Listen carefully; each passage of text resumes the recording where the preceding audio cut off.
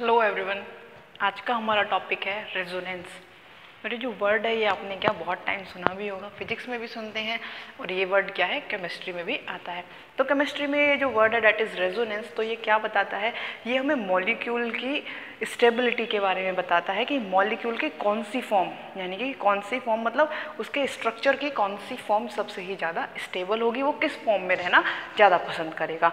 तो ऑब्वियस सी बात है, अभी तक हमने स्ट्रक्चर के बारे में काफ़ी सारी थ्योरी पढ़ी है, काफ़ी सारे स्ट्रक्चर डिटर्मिनेशन हमने पढ़े। सबसे फर्स्ट अगर हम बात करते हैं डेट इज़ ल्यूइस स्ट्रक्चर, और उसके बाद जितने भी आए हैं वो सारे के सारे हमें शेप बताते हैं, लेकिन किसकी हेल्प से, सारे के सारे ल्यूइस डॉट स्ट्रक्चर की हेल्प से ही हमें शेप बताते हैं, कुछ ज्योमेट्री बताते हैं, कुछ ओवरलैपिंग बताते हैं। तो कुछ इस तरीके से हमें क्या पता चलता है मॉलिक्यूल किस शेप का है, किस ज्योमेट्री का है। लेकिन होता क्या है, जो ल्यूइस डॉट स्ट्रक्चर है जिसकी हेल्प से हम लोग ये पता लगाते हैं ये जो मॉलिक्यूल है ये कितने इलेक्ट्रॉनों की एक्सचेंज वहाँ कर रहा है, यानी कितना बॉन्ड, सिंगल बॉन्ड बना रहा है, डबल बॉन्ड बना रहा है, किस तरीके का बॉन्ड वहाँ बना रहा है। लेकिन जब एक्सपेरिमेंटली उन मॉलिक्यूल्स को एनालाइज किया गया तो ये देखा गया कि यहाँ जो इलेक्ट्रॉन डेंसिटी बॉन्ड में प्रेजेंट होती है वो क्या होती है, वो मूवेबल होती है। अब हम देखते हैं कैसे, किस तरीके से। तो ऑब्वियस सी बात है, अगर हम सबसे फर्स्ट बात करते हैं किसकी, O3 की, सबसे बेसिक एग्जांपल है रेजोनेंस को समझने के लिए, डेट इज O3 ओजोन। यहाँ पर इसका जो स्ट्रक्चर है वो कुछ इस तरीके से होता है, एक डबल बॉन्डेड होता है तो एक सिंगल बॉन्डेड होता है।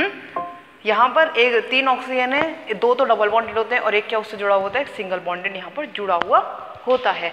तो यहाँ अगर लुईस डॉट स्ट्रक्चर की बात करें, अगर हम इसके लुईस डॉट स्ट्रक्चर की बात करें तो यहाँ कुछ इस तरीके से हम दिखाएंगे।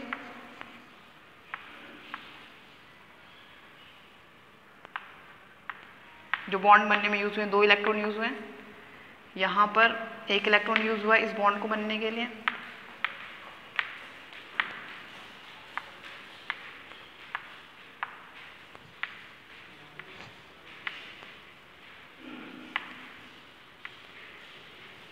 ठीक है, तो इस तरीके से यहाँ हम इसका लुईस डॉट स्ट्रक्चर शो कर सकते हैं। यहाँ आप देख रहे हैं ये किस तरीके से हमने शो किया है। यहाँ आप देख रहे हैं यहाँ जो डबल बॉन्ड यूज, एक मिनट, यहाँ ये आपको शो शायद दिख रहे होंगे, यहाँ पर भी क्या है लोन पेयर्स हैं। यहाँ डबल बॉन्ड है तो इसलिए यहाँ पर 2 इलेक्ट्रॉन हर एक एटम का यूज हुआ, इसके भी 2 और इसके भी 2। यहाँ सिंगल बॉन्ड है तो यहाँ इसका 1 इलेक्ट्रॉन और इसका 1 इलेक्ट्रॉन। इस तरीके से यहाँ हमने इसका लुईस डॉट स्ट्रक्चर शो किया है।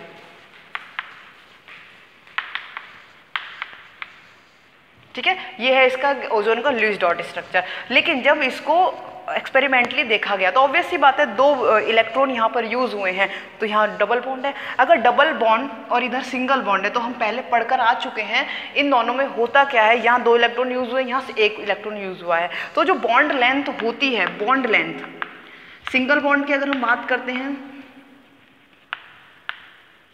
बॉन्ड लेंथ के अगर ऑर्डर में लगाते हैं तो सिंगल बॉन्ड की जो बॉन्ड लेंथ होती है वो ज़्यादा होती है in comparison to double bond. ठीक है, in comparison to double bond जो सिंगल बॉन्ड है उसकी बॉन्ड लेंथ हमारी ज़्यादा होती है। तो ऑब्वियस सी बात है, अगर यहाँ पर हम इस मॉलिक्यूल को एनालाइज करते हैं तो हमें यहाँ जो बॉन्ड लेंथ मिलनी चाहिए, इसकी बॉन्ड लेंथ क्या होनी चाहिए, कम होनी चाहिए। यानी इस तरीके से मैं लगा सकती हूँ, इसकी बॉन्ड लेंथ कम होनी चाहिए in comparison to single bond, ओ सिंगल बॉन्ड। सही बात है। लेकिन जब हम इसको एक्सपेरिमेंटली देखते हैं तो ये जितने भी बॉन्ड यहाँ पर प्रेजेंट हैं ये सारी की सारी जो बॉन्ड लेंथ है वो हमें इक्वल लेंथ की मिलती हैं।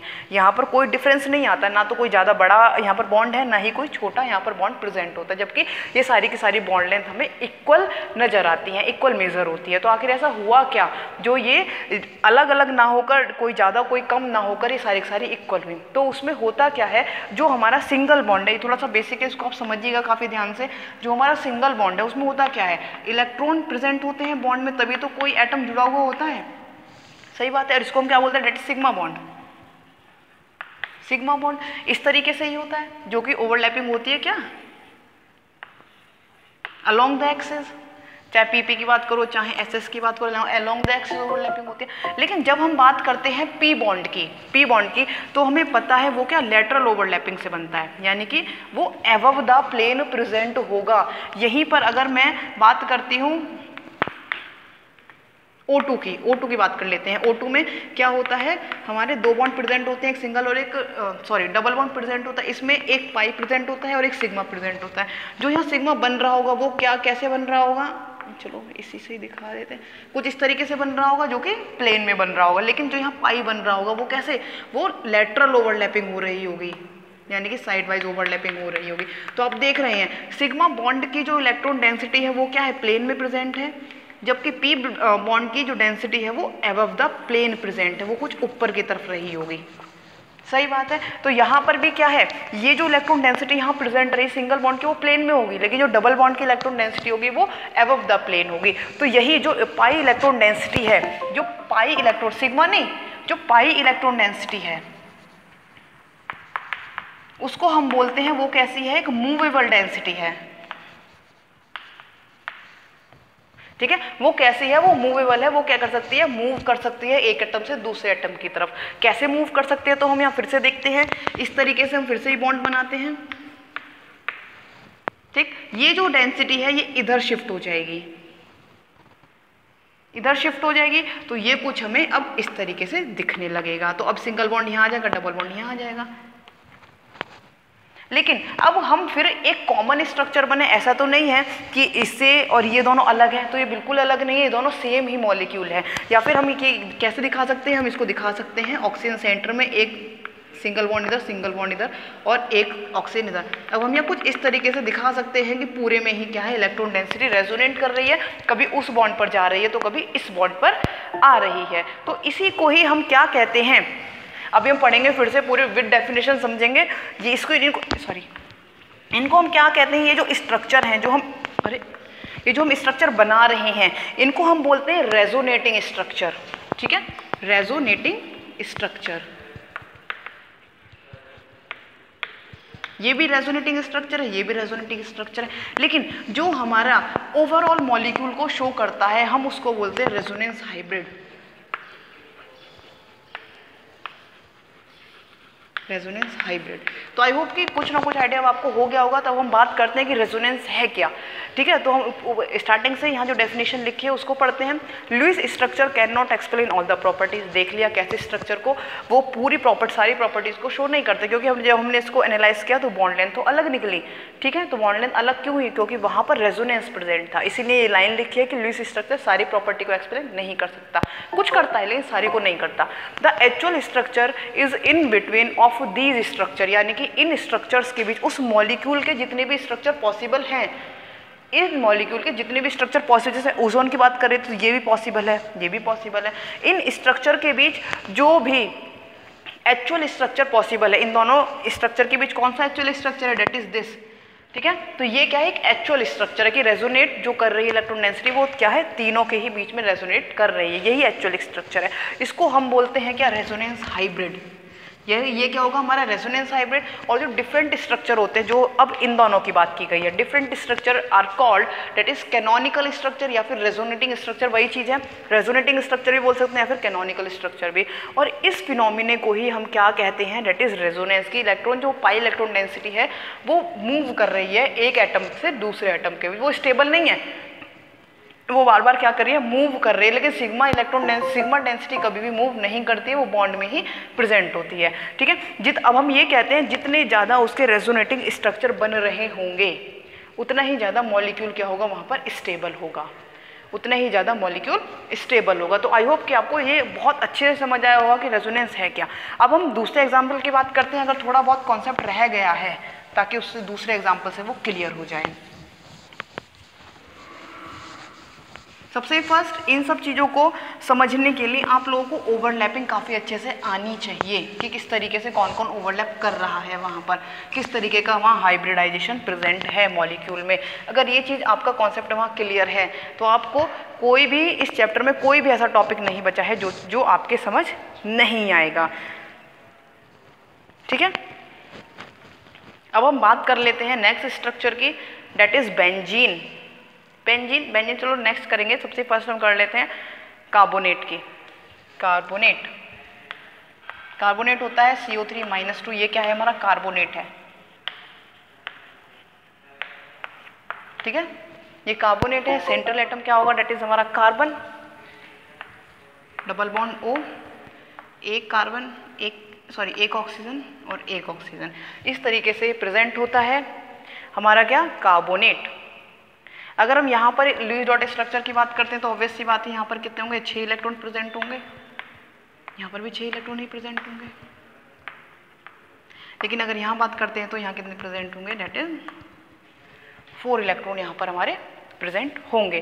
ठीक है, तो ये क्या है, हमारा लुईस डॉट स्ट्रक्चर है, नेगेटिव चार्ज, क्योंकि इलेक्ट्रॉन डेंसिटी ऑक्सीजन के पास ज़्यादा है, जितनी होनी चाहिए उससे ज़्यादा है। ठीक है, तो यहाँ क्या है, ये हमारा लुईस डॉट स्ट्रक्चर। तो इसमें होता क्या है, इसमें जो फिर से वही बात आती है, बॉन्ड लेंथ सारी इक्वल नहीं आती। बॉन्ड लेंथ क्या आती है, जब एक्सपेरिमेंट लेते हैं सारी इक्वल आते हैं, जबकि इक्वल नहीं आनी चाहिए, क्योंकि डबल बॉन्ड और सिंगल बॉन्ड प्रेजेंट है। तो इसमें क्या है, जो पाई इलेक्ट्रॉन डेंसिटी हम इनके पास है, एटम के पास, वो कैसे होते हैं, मूव कर रही होती है। मूव कैसे, ये जो पाई इलेक्ट्रॉन डेंसिटी यहाँ मूव करेगी, तो इसका एक रेजोनेटिंग स्ट्रक्चर एक और बनेगा। कैसे, अब ये ऑक्सीजन सिंगल बॉन्डेड हो गया और यहाँ डबल बॉन्ड प्रेजेंट हो गया, ये सिंगल बॉन्डेड है। ठीक है, ये नेगेटिव चार्ज, ये नेगेटिव चार्ज। अब ये इलेक्ट्रॉन डेंसिटी यहाँ भी शिफ्ट हो सकती है, तो एक और रेजोनेटिंग स्ट्रक्चर आपको मिलेगा।